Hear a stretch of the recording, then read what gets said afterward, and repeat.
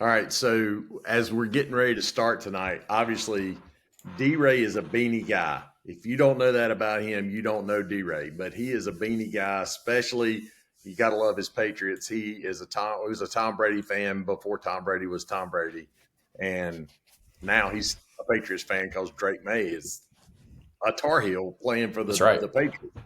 Michael, however, is a hat guy, and That's right. Michael Allen is going as hard as he has ever gone in his grandmother's class reunion hat. From was it what year was it, Michael? I don't know what year the Class class of reunion was. 1945. I know that she Class was the class of reunion. 1945, though. I guarantee Mike, you I got to that tell was you, that's at least a 50th class reunion. Would have been 1995. Maybe a 60th class reunion in 2005. I don't know. legendary, bro. No, I think it was later than that. I think it was probably 2015. Wow. I mean, What's it the could have problem been. Mike, with me, David? Right? You're hot as heck. It sounds like you got a megaphone. I almost think then maybe. No, that's good. That's good. What you just did was better. I don't know if you did I anything. did adjust something. I almost wish Okay. the person who hosted the recording session could do something to. I can't. Like, I can't. help with that. Once you It's go like, live, right, you can't. like, yeah, That's true. it's just like I just I wish can the person adjust who's prior to starting on the Shelby High podcast. Speaking of Shelby High, welcome to Two Daves and a Mic. I'm DA, David Allen, along with David Allen, D-Ray, and Michael Allen, the Allen boys, back in the house after our call-in special last week. And I don't know what the analytics are saying about the buy or sell episode last week, but it was a lot of fun. I do need to apologize to Jack Buchanan. He came into Sunday school Sunday morning hot under the collar because I had said that was a cold take because Pam was doing all the cooking. And he said, I want you to know I do the cooking. And I was like, oh my gosh, I can't believe it. So, wow. And Jack was also excited that he was called the GOAT of the pod. He said he'd never been referred to as the GOAT of anything. And he was happy about that, Michael. So thanks for Michael picking me up with that one. That's right. Hey, can I say something real quick? I'm not suggesting that we wear suits to record this podcast, but David Ray, I do think that this display that you have right here is disrespectful. Bro, I've been wearing this to work all day today. That's terrible. They pay you. What can I say? This is like when I feel like what you're doing right here with the hoodie and this toboggan is like what happened to college football when the coaches started wearing quarter zips. Where are you? And now you're over here feverishly taking notes. It's making me nervous. Like I feel like you're just taking notes of how to get me now. No, I mean, I will say Dad cut me off earlier so that I couldn't clap back at you and just say user error. It's interesting that I'm to blame for your microphone being hot. I don't know how that's my fault. It had to be somebody's fault who wasn't me. So you were just caught in the crossfire right there of not being me. For the audio audience, I'll describe David Ray's look as bad. That's all you really need to know. All right, well then, even though Michael has taken a shot at me and Dad has done nothing, let me take a shot at Dad right quick, here we go. Which is being at 1414 Deborah Circle. It had me thinking over the week that we should stop blaming Mom for making noise because you're just sitting in the epicenter of the house. You couldn't be more dead center in the middle of everything. You need to move. That's the problem. You need to find somewhere else to do the show. Dad's immediate nodding. Yeah, he's like, yep, that's so true. It is. I cannot argue with that at all. So, I mean, it is what it is. I'll work on that. I do have a guy coming this week to put some Ethernet drops in the house, so maybe I can move around with. Listen, I think that Dad. I mean, not to put your plans on blast. But there have been whispers. There's chatter at some point. Maybe another building at some point. Could be constructed at 1414. I mean, does a studio get built? I mean, that would be. Can you imagine? Or specifically, if the Little House could could be decluttered by another building. If the little Never house could be happening. a Never. Oh yeah, studio, it could absolutely happen. It could absolutely happen. The little house would have to have an Ethernet cable out there. I'd make that happen too. So I can't hear. Dave Ray, can you hear Dad? Yeah, can hear him just fine. All But right. this is going to be my fault somehow. I don't know how, but somehow this is going to be my fault. No, I just can't hear Dad. He cut out in the middle of that. Can you Sounded hear me like what he now? said was funny, and now he's frozen. I'm nervous, man. What did he say? Dad, I know this is terrible podcasting, but wait. he just said he could make it happen. He needed an Ethernet cable to get out there. That's it. So yeah. Dad is frozen for me right now, and I'll tell you this. I don't feel like pausing and having to put this I'll together. tell you So, what, man. Mike, why don't me and you just run it for a minute? right. We'll see if Dad I gets think back I'm on his trying to feet. reconnect. It is Sure. interesting that he cut out as he was saying, if they could get an Ethernet cable to the studio, then that would do the job, because he's clearly lost Wi-Fi. So Yeah. Well, we're pulling for him because they have recently brought fiber in. he's on the move. He's on the move. That's a man on a mission right there. It's Look, just he's incredible going into timing. the studio. And he's smiling because he knows it was incredible timing to call for a new Ethernet cable and then immediately lose Wi-Fi. Yeah. Well, David Ray, do you know the name of the company that's providing the fiber there? I'd never heard of them before. Yeah, I don't know who it is who's putting it down, but they could become a potential sponsor of the pod if they could step their game up. It's unfortunately though. Yeah, go ahead. It's Riptide or something like that, isn't it? Fiber. Yeah, Ripple. Yeah. Now you got. Well, you're having the same. Well, no, you're having the same thing, Dad, that happened to us or to me when I did the Big Hitters Only podcast from your house, which is that it wasn't working, and as soon as I plugged the Ethernet cable in, everything started working. So, can you give us a sign that you can hear us, and then we'll proceed? Yeah, he's back. good. Oh, All yeah, right, you're clearer than ever now, too. Yeah, you are. So, Dad, why don't you go ahead and take us through the Savannah Sweet Tea 6-pack, which, by the way, did make an appearance at the Thanksgiving table. I would say, just quickly, I've never seen so much hate for a draft than what happened. I had people from work, I had people from all walks of life in my DMs, just absolutely upset with what we did. So we'll have to cover that later when we get to tonight's draft, which frankly could get you kicked out of some churches potentially. I think. I was going to say, if they were upset about last week's draft, they're going to be devastated by this week's draft. That's for sure. And before I forget it, I got a deacons meeting right after this. So just FYI. All right. So the Savannah Sweet Tea 6-pack, let's kick it off since we had the technical difficulties of my doing. Let's start with our Shelby Golden Lions. Incredible victory Friday night, 43-41 over Eastern Randolph. From what we understand after the fact from folks that are from Randolph County, they said that the Golden Lions got Cecil mocked, M-O-C-K-E-D. Apparently, Cecil Mock was a very brief head of the officiating for the state of North Carolina at the NCHSAA and a longtime referee in Randolph County. He is the current assistant principal at Eastern Randolph High School. So apparently, everybody up there says that you can't go there and play a game and get a clean game called. I don't know if that's true. I'm just saying what was on the NC Prep Rivals site on Saturday morning following the Golden Lions receiving 19 penalties to Eastern Randolph's 4 penalties. And somehow, even with that and the top 3 wide receivers on the bench hurt in the second half, the Golden Lions prevailed 43-41, advancing to the Western Finals this Friday to take on longtime rival and local nemesis, the Lincoln Wolves. Well, I mean, I think one of the things that I have said is that I am a vibes guy, and I run a lot of how I understand things, specifically sports, based off of the eye test. I'm not a huge stats guy, like box scores don't mean a lot to me. Obviously, there is like there's a discrepancy between 19 and 4 penalties or whatever the difference ended up being. But I can also then just say, as somebody who watched the fourth quarter, that like the eye test there was like, this is ridiculous. Like it felt that, and obviously I'm a Shelby fan, so I'm carrying my bias into that as well. But like, it's nice to know that we're not alone in this state.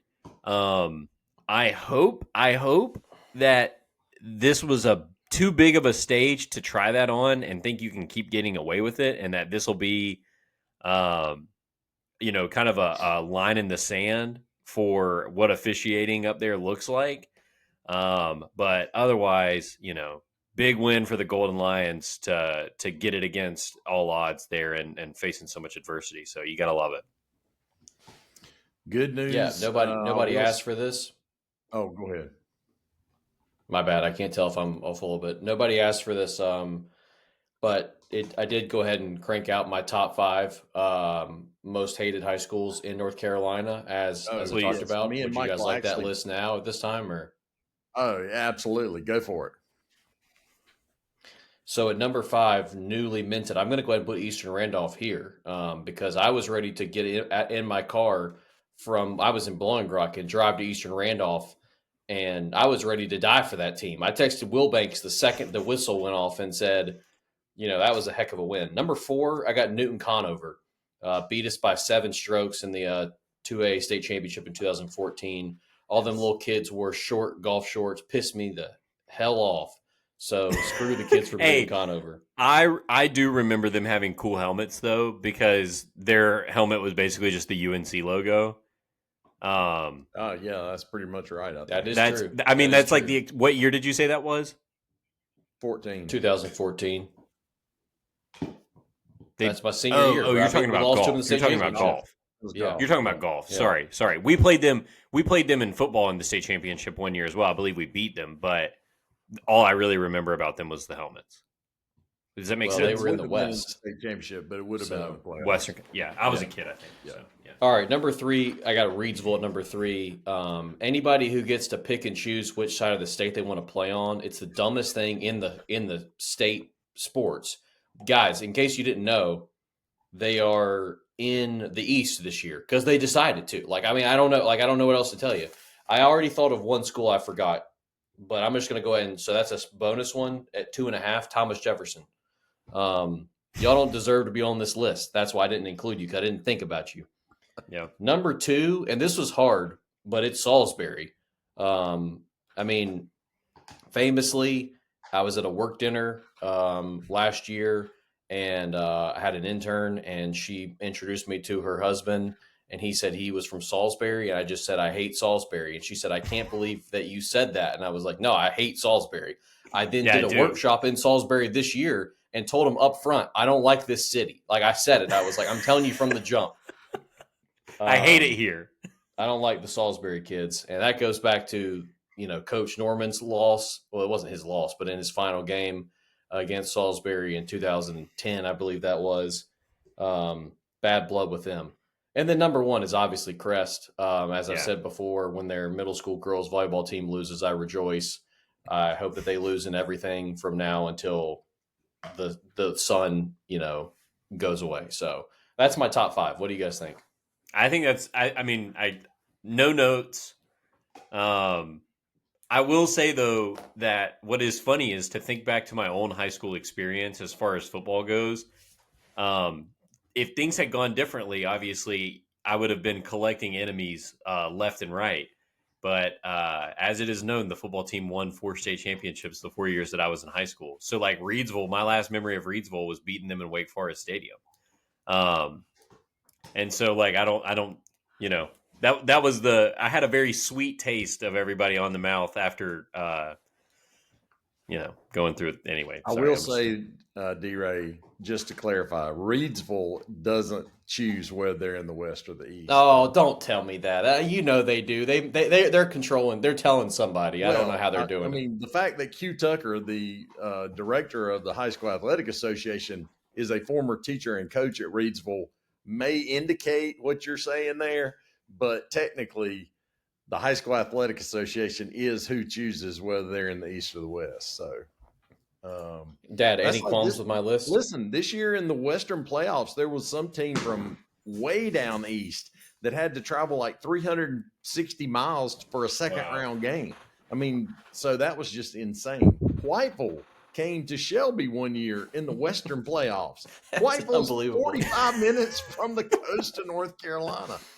Yeah, that's We ridiculous. go through it on the way to the beach. Actually, it's closer than that. It's like 30 minutes from the beach. But anyway, so Golden Lions against Lincoln Friday night. Lincoln, to be fair, Lincoln beat Shelby in the regular season at their place, 36-35. The game went to overtime. Shelby had the ball first in overtime, scored and kicked the extra point. Lincoln had the ball second in overtime, scored and went for two and got it. And that's how they won that game.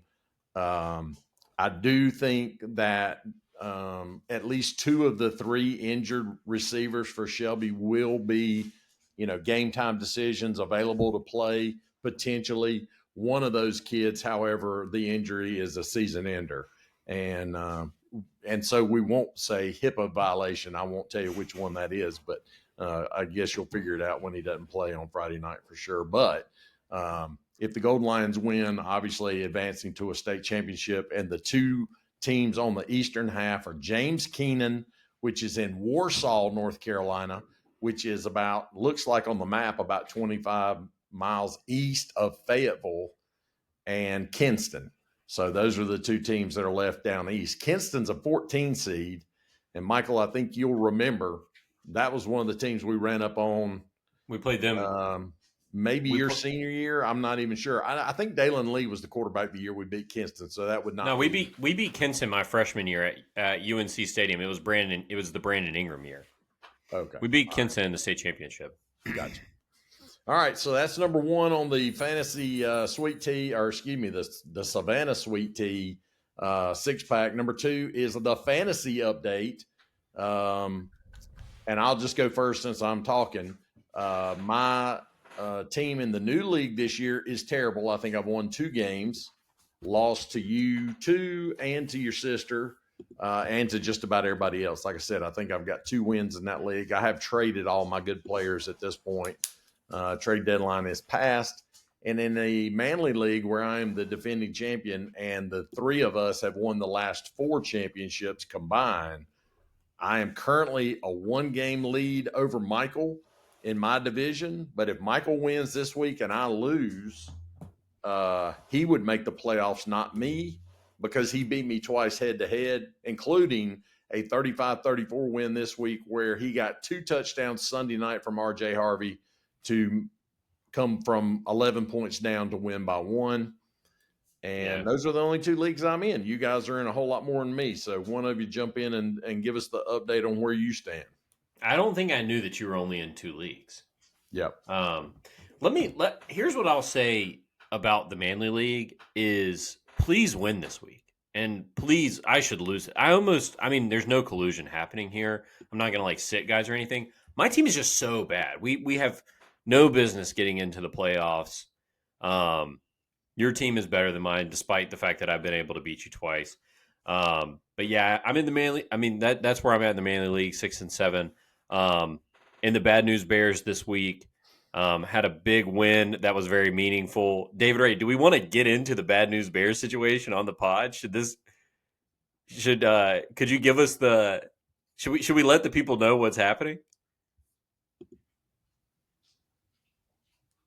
I lost you. Well, I'm assuming that he doesn't want to anyway. But the bottom line is that I think I've clinched the playoff berth in that league. David Ray, we got you now. Can you talk?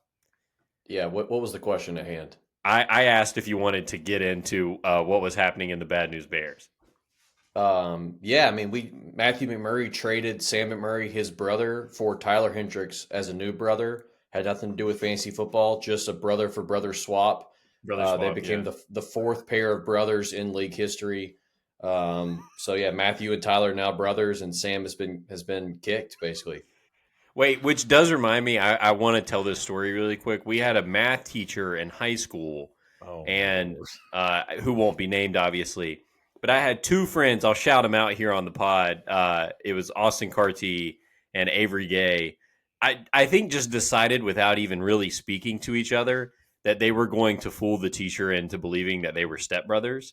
I think that what happened was that one of them didn't have a calculator on like the first or second day of class, and when they were called out for it, they said, "Dad only gives us one calculator," and then they just both ran with the bit, and so all year they would share a calculator. They would have things sent home together. They were constantly referring to each other as brothers. It was a fantastic bit. So shout out to those guys for pulling it off. Incredible. Dad, when you Yeah. when you drive the pod, this is what happens. We're not going to get through the 6. So I'm in 6 leagues. I'm 8-5 in 3 leagues, 7-6 in 1 league, 10-3 in 1 league, and 20-6 in the other, which equates to 10-3 because we play the league median. So above 500 in all 6 leagues. In the 7-6 league, I am fading fast. So that will probably end at 7-7. But it's a good year for your boy. I'm trying to make some cash. That is, I mean, you sound good. That's impressive.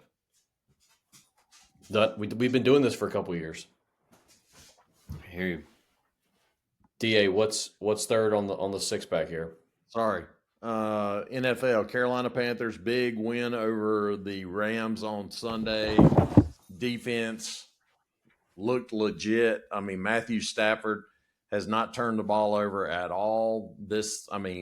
He had gone 10 games, I think, some crazy number of pass attempts without an interception.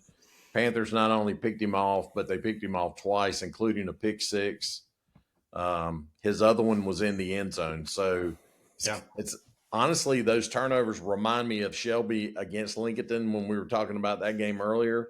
Shelby turned it over going in and turned it over coming out. That led to 2 touchdowns for Lincoln. That's what happened to the Rams on Sunday. Panthers made them pay. Bryce Young twice on 4th down and short, hit long ball touchdowns, one to Coker, one to Tet McMillan. Big time win for the Panthers, puts them a half game back of the Bucks, but they've got the Bucks 2 of the last 3. They got the Bucks 2 games. They play them twice. Is what I'm trying to say. Between now and the end of the season. So I mean, destiny's in their hands. They can win the South, obviously, and make the playoffs. Other big news, I think, in the NFL, and then you guys jump in and say whatever you want to about the Panthers and the NFL.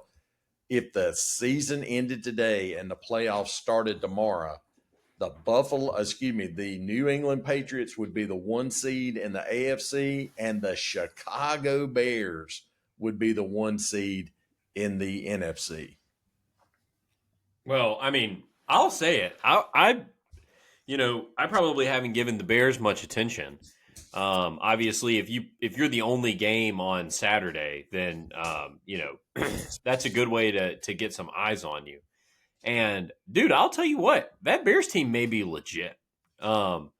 Eagles had no answer to the rush game between DeAndre Swift and that other fella, whose name I can't remember right now. But I mean, it was the first time that 2 rushers on the same team had rushed for over 100 yards since 1985. That Bears team, or just for the Bears? Wow, maybe just for the Bears. I thought they said period. Maybe it did feel kind of crazy though, to be honest, that it would be that it would go back that far. I mean, I would have thought that like Panthers D'Angelo Williams and Jonathan Stewart could have done it, or I mean, even just recently, Lamar Jackson and Derrick Henry could have done it. I don't know, but I'll take your word for it. Well, you go ahead and get off your NBA take or NFL. Yeah, I'll get off my NFL take, because for those of you who are listening, the boys are just taking an absolute beating right now. I mean, Dad's back to being frozen. I've had it a few times. It's not a great night. But my take that I wanted to get off is that the Miami Dolphins, who have been bad the entire season, are now 1 game worse than the Kansas City Chiefs, which just seems impossible that they could possibly be a game apart, 6-6 and 5-7. And I want to say that I want to give myself flowers for once again saying that the Patriots were going to go on a run, because they have won 9 straight. They play the Bills coming up I think they have a bye. Then they play the Bills, Ravens, Jets, and Dolphins. They're going to be a 13-win team. And it's just crazy to think about that this New England Patriots team with Drake May at the helm could be a 13-win team. Well, you got to, I Mike, mean, look, yeah. What'd you say? I was going to say, did you check the stat? Was that right? Yeah. Yeah, no, it was the Bears. Let's see. It looks like I've actually got a quiz here. I could screen share it and go through the quiz while Dad's frozen. Mike, do you remember any of the upcoming 6-pack questions? I just texted Dad and told him he's going to need to refresh or something. Yeah, man, this is a bad night for connections. Nobody has sold anything just yet, but maybe we should consider it. We should consider selling connections. Jonathan Stewart did not populate on this quiz, nor did D'Angelo Williams.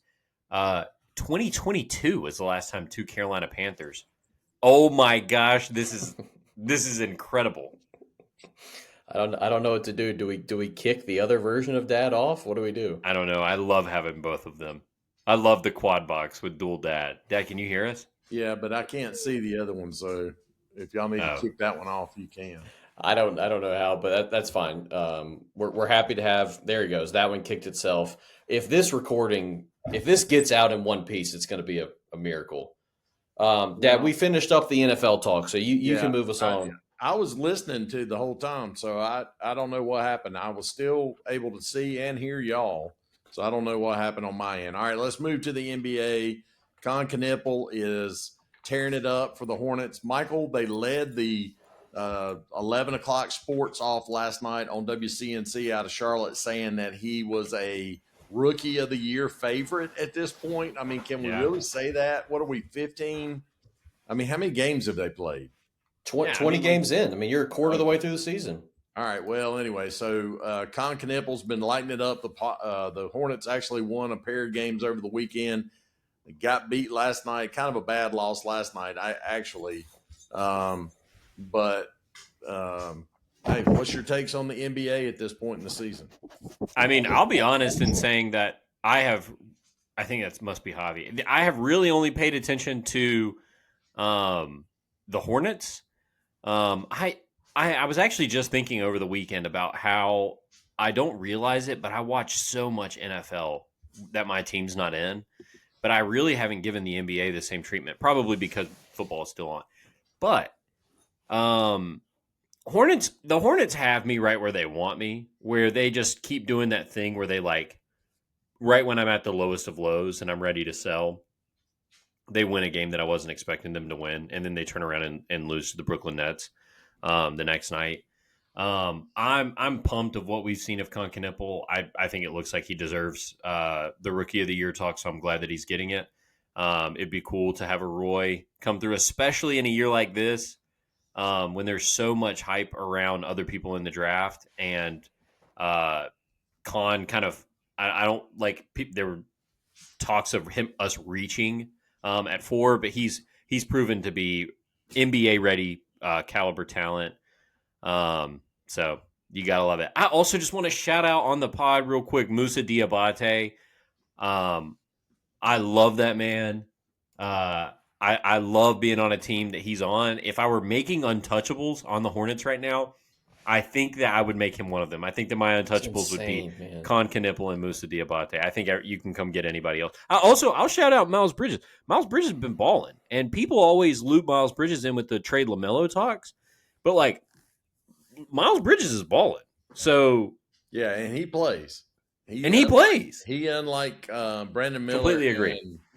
And LaMelo. Yeah. He's on the floor. I agree. Yeah, posterized a couple of times last night, but he's on the floor. This just goes to show you that Michael's watching a fundamentally different sport than what the Oklahoma City Thunder fans are watching. I mean, they're 20-1 and they're beating teams by 16 points a night. And Michael's over here calling Diabate a, quote, untouchable. That's the difference between the top and the bottom of the league right now. And that's my only statement on the NBA right now is I'm wondering when we've seen this happen in our lives several times. Teams and players become must-watch every night. a ticker back when this actually mattered on ESPN would be running saying there's a no-hitter through 7 2/3. Steph Curry is doing it again. He's hit 8 threes, whatever it is.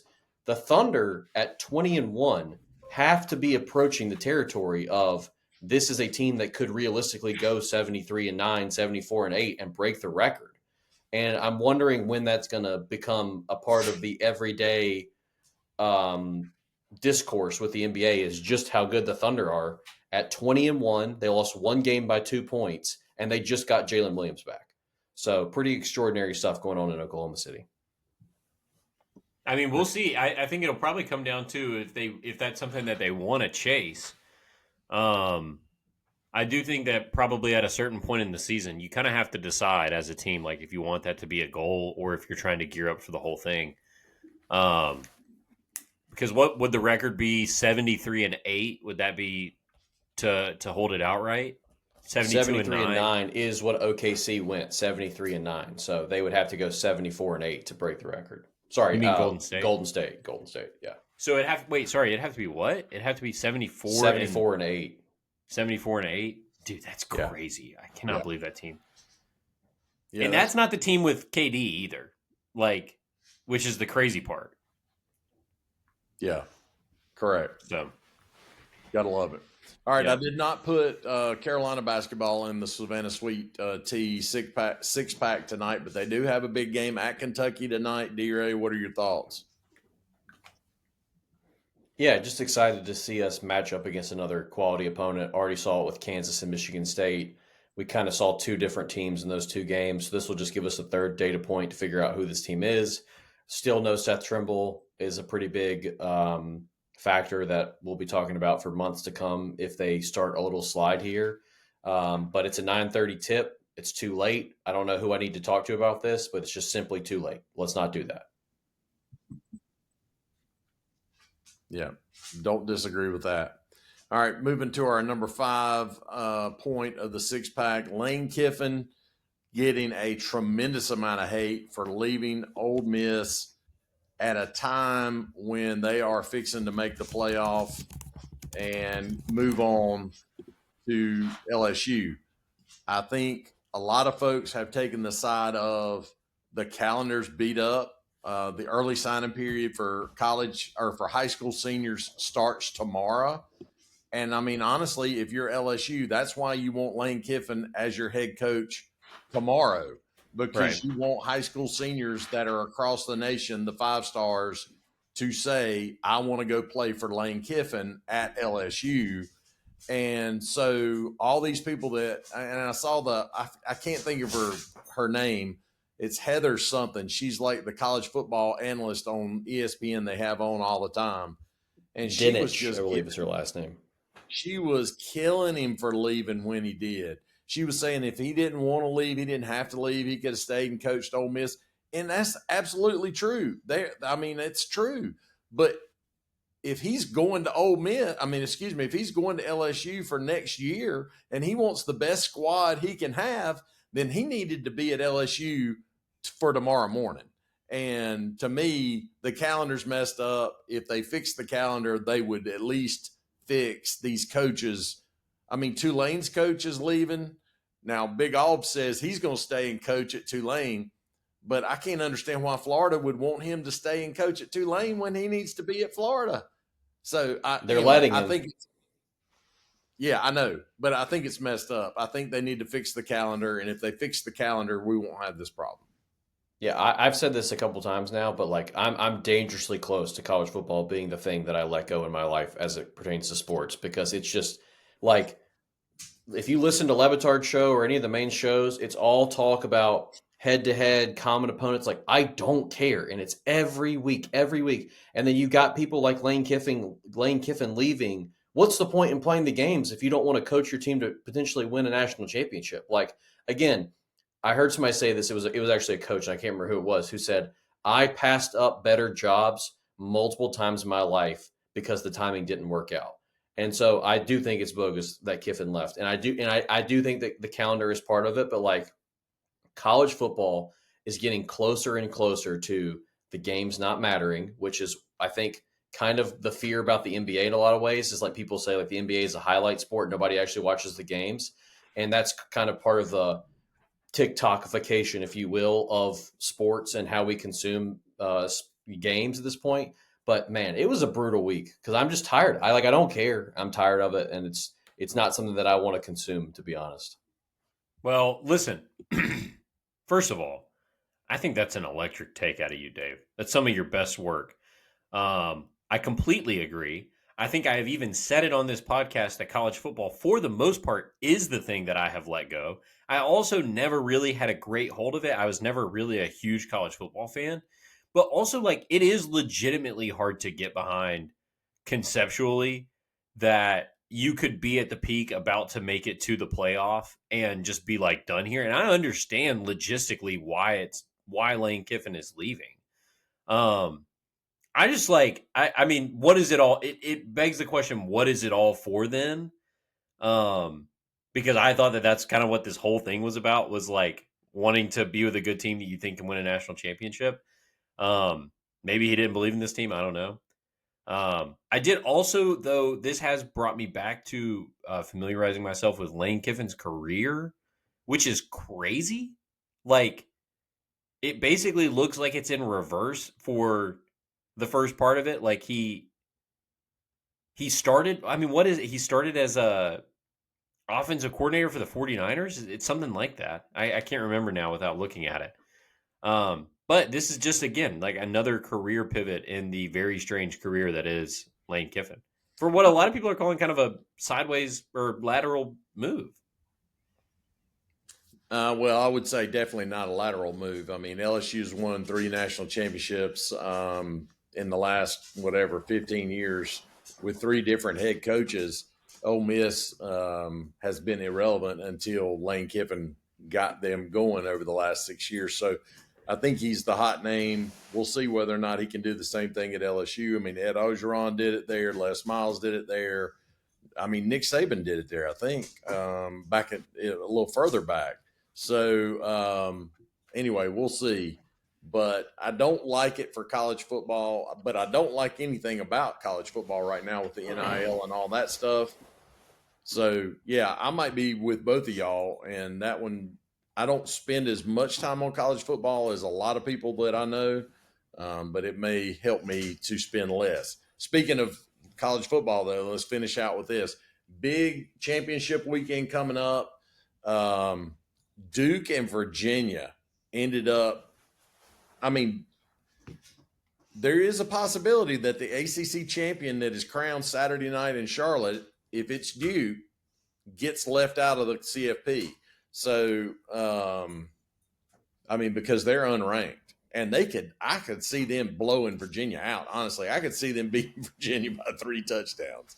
So, I don't know. Y'all got any takes on any of the college football playoffs championship games this weekend? Alabama, Georgia, Tulane. Who's Tulane playing in the American Conference? Because that's a big game, obviously. North Texas, I think. Okay, North Texas. So I could be wrong on that. I'll double check that. I mean, obviously, Ohio State and Indiana are playing. I mean, Indiana is North really Texas. good, but last year when they played Ohio State, it was like night and day. Yeah, I mean, no, this is part of the issue. And Michael looked confused for a second. It might be because last year the rule was if you were guaranteed a top 4 seed if you won that championship game. Yeah. Now you're not even guaranteed to be in because the other conference that if James Madison wins, they're projected to be higher rated than Duke is. So James Madison would get in over Duke. Essentially, that's the situation. And that's another problem with college football. Not to keep going down this path. We change the rules every year, so nobody can keep up with it. So that's the reality of where we are right now. All right, absolutely. Well, I want to. Sorry, Dad. Get on it. I want to share one thing, which is that the quiz that I had pulled up earlier that had the last 2 people to both rush for 100 yards for each NFL team. It timed out, so it gave me all the answers while this conversation was going. There are some like obvious, oh yeah, that team had 2 studs in here.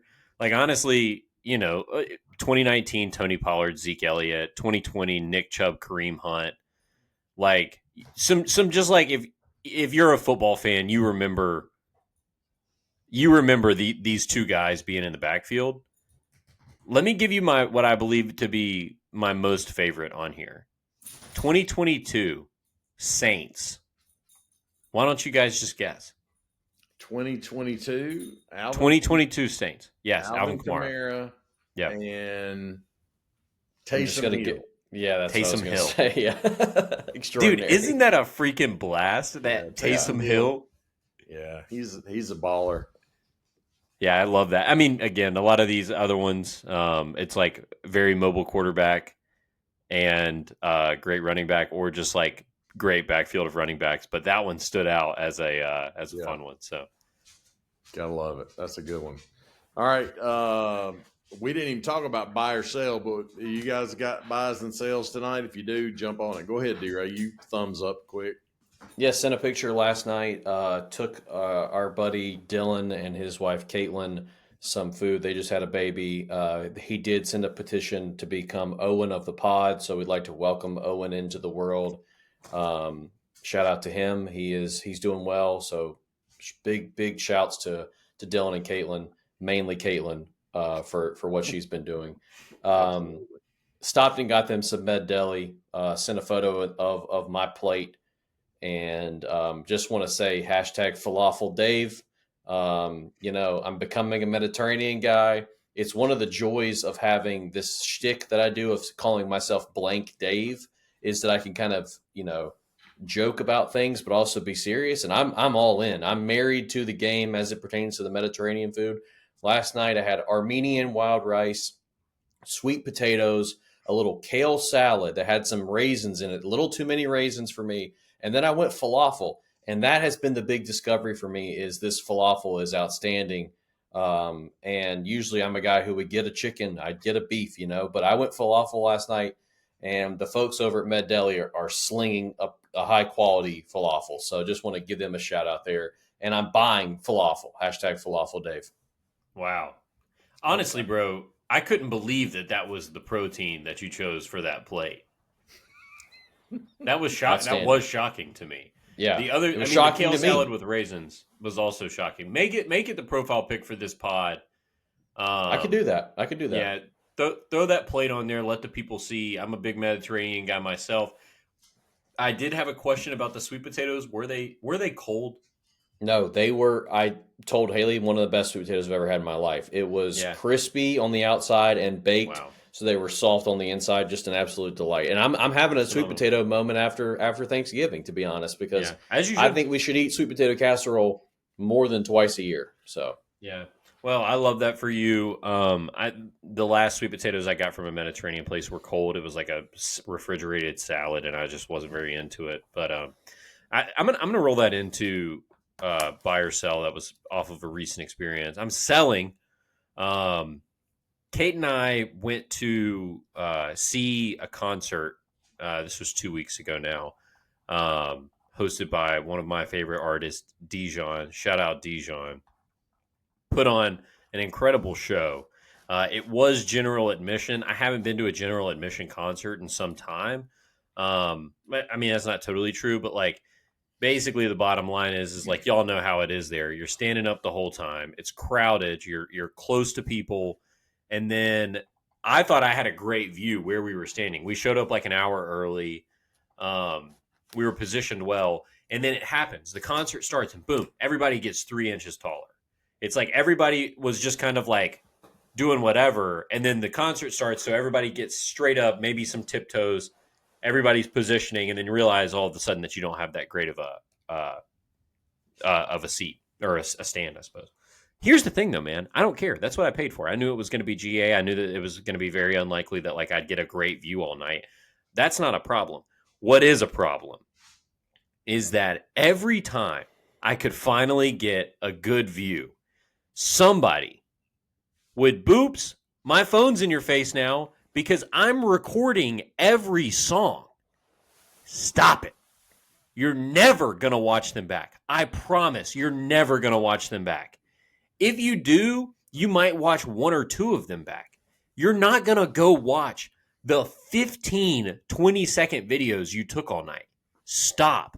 If you're still posting Snapchat stories, quit. Nobody's watching them. If they're just for your camera roll, take like 1 or 2. You're more likely to actually reminisce on them.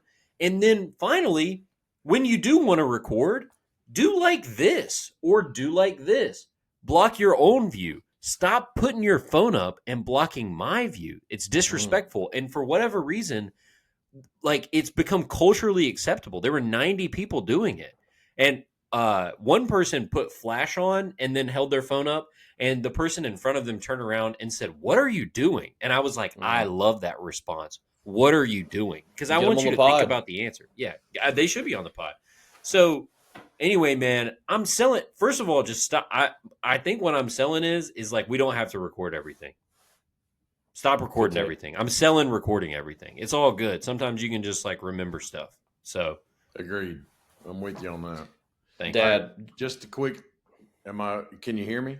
Yeah. No, I'm sorry. I'll be really quick. I just want to say, because I've made everybody's been getting made fun of. I do want to throw a quick shot at Mom. Wanted to ask Dad if you recorded last year anytime when Mom gave you concert tickets to what we thought was an Elton John and Billy Joel concert, but ended up just being an Elton John and Billy Joel impersonator concert. That was a hilarious moment. Wondering if you took any video from that.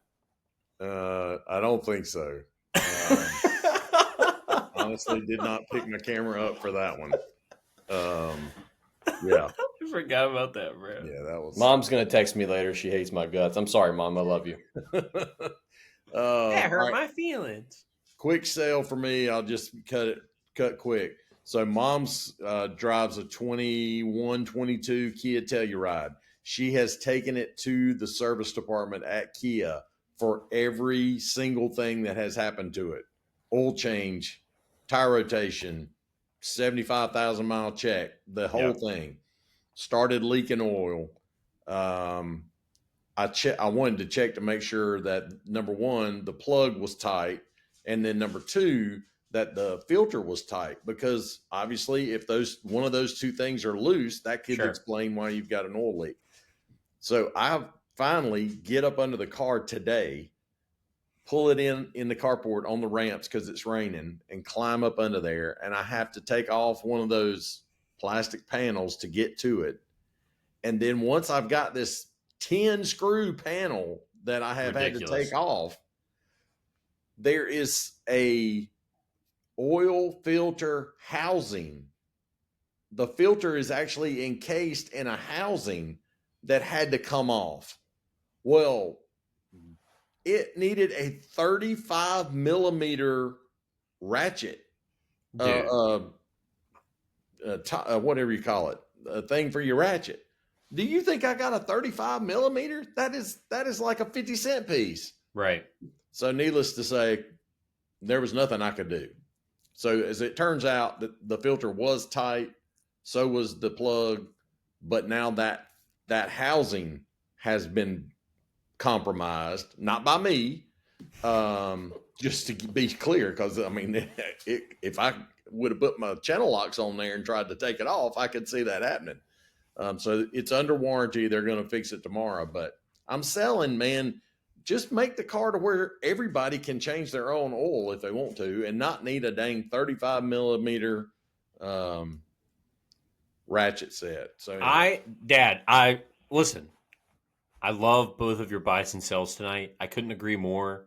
I think that we should normalize as a culture taking good care of your things.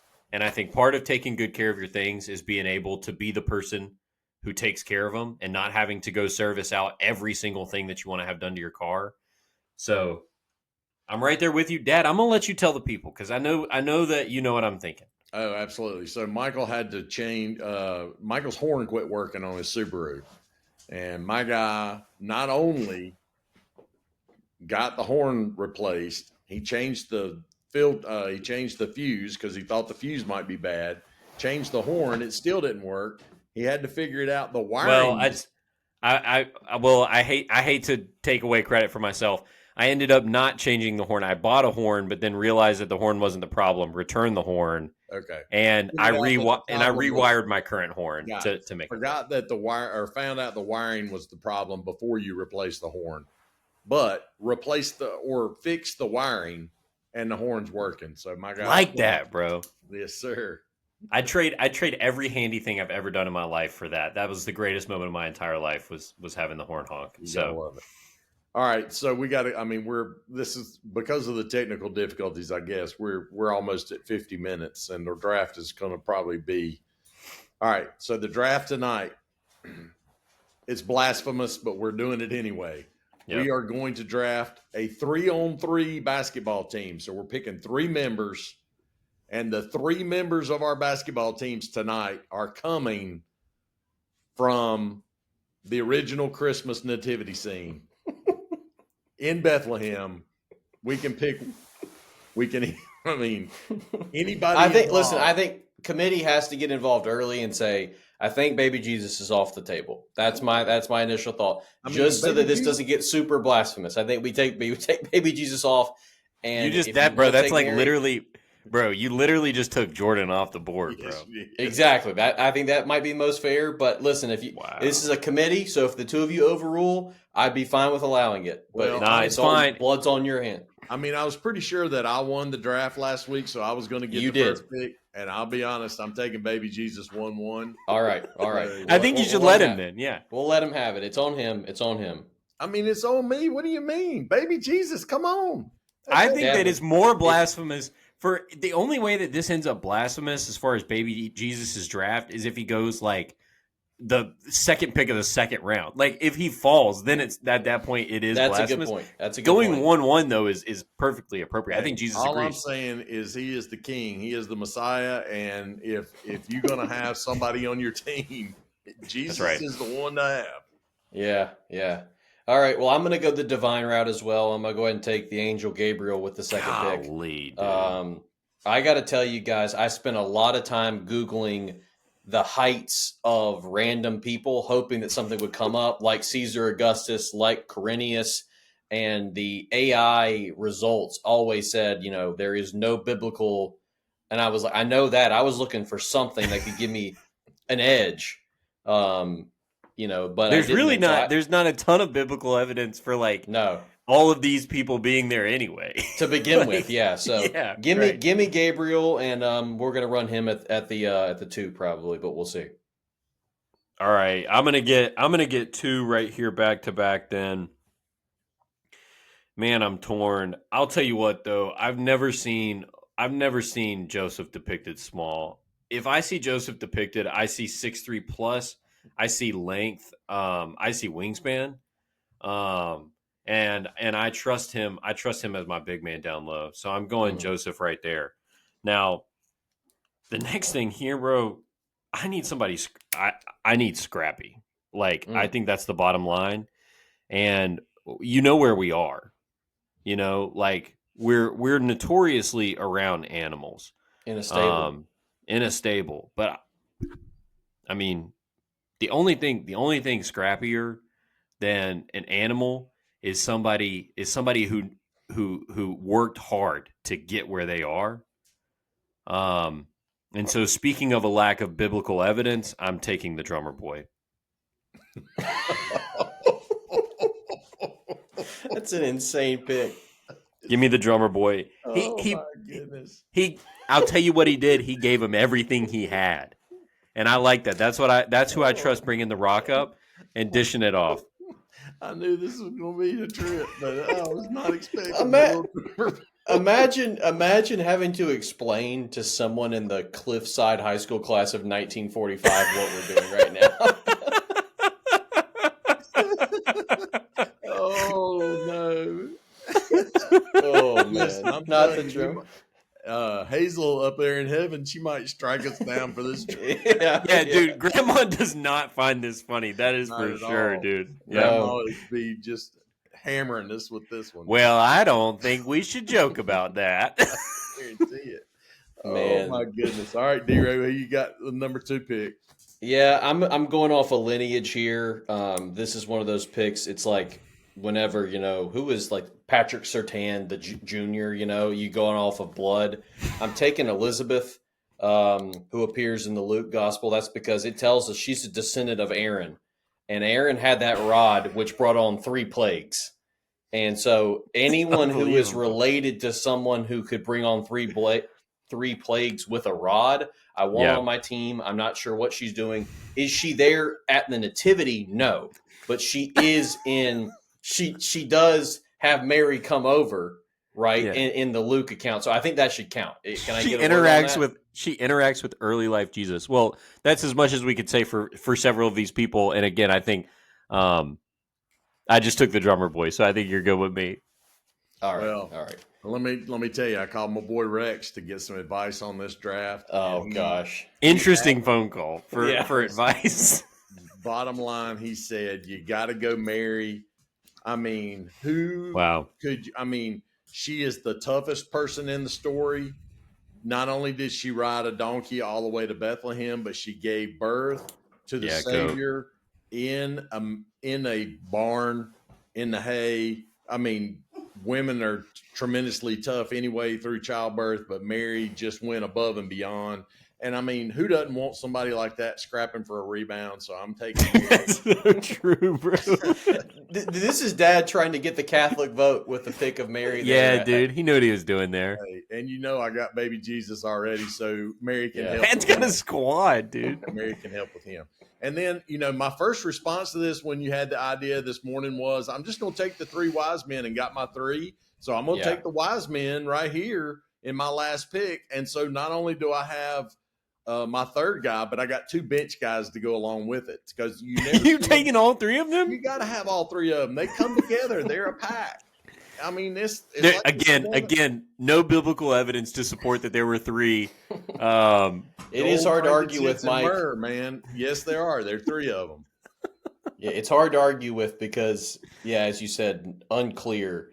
Dad, I mean, that's a pretty good. It's a traditional three.